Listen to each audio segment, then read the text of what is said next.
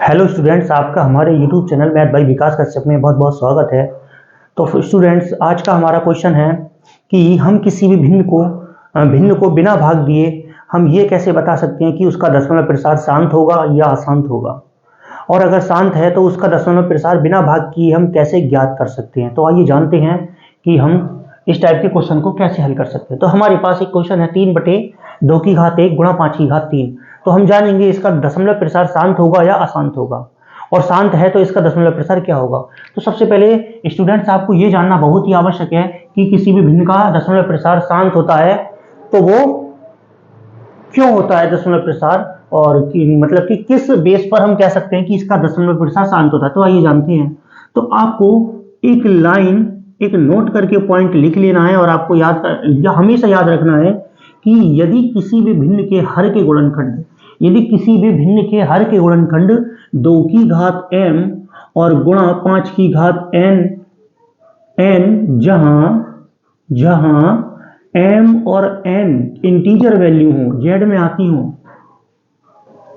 जहां यदि किसी भी भिन्न के हर के गुणनखंड 2 की घात m 5 की घात n के रूप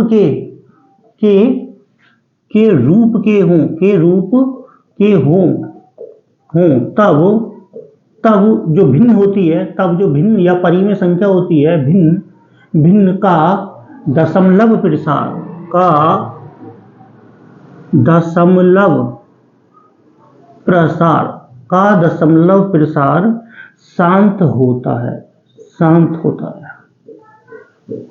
शांत होता है।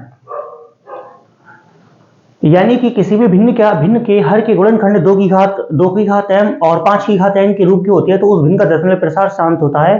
तो ये हमारे पास क्वेश्चन है, और इसके हर के गुणनखंड दे रखे हैं 2 की घात 1 और गुणा 5 की घात 3।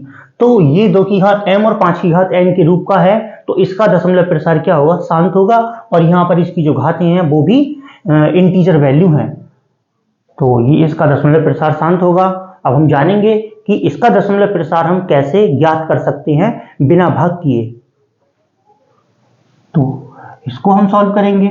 तो 3/2 की घात 1 गुणा 5 की घात 3।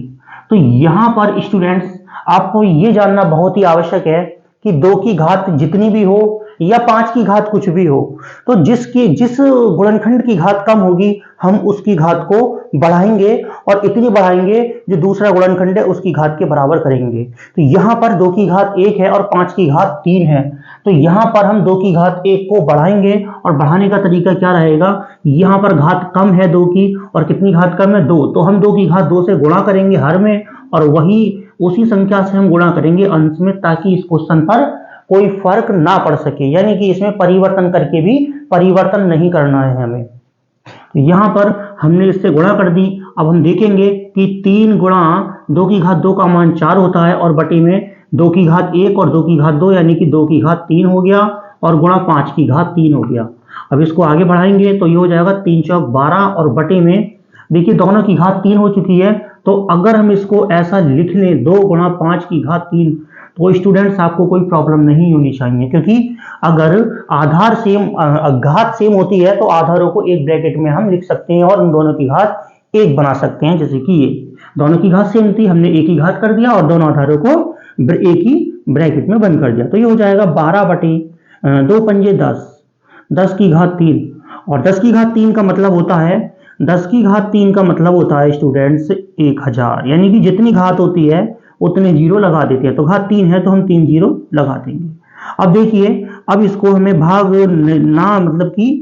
ना करके भी इसका आंसर देना है। तो इसमें 3 जीरो हैं और हमारे पास 12 है, तो हम 3 अंक गिनेंगे और 3 अंक गिन के पॉइंट लगा देंगे। जैसे ये 12 है तो 1 2, अब तीसरे अंक की जगह कुछ नहीं है तो यहाँ पे हम 0 भर देंगे और यहाँ पॉइंट लगा देंगे, 0.012 आ जाएगा। यानी कि हमने इसकी भाग किए बिना ही इसका दशमलव प्रसार बता दिया, और इसका दशमलव प्रसार शांत था। तो हम कह सकते हैं, हाँ देखो यहाँ पर 2 की घात m और 5 की घात n के रूप के गुणनखंड थे ना, तो हम कह सकते हैं कि इसका दशमलव प्रसार क्या होगा, शांत होगा।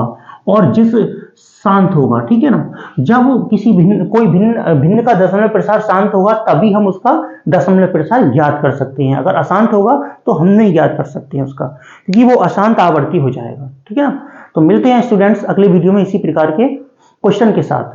तो चैनल को सब्सक्राइब कर दीजिए और बेल आइकन प्रेस कर दीजिए, जिससे कि आने वाले वीडियो की नोटिफिकेशंस आप तक पहुंच सके। Thanks for watching.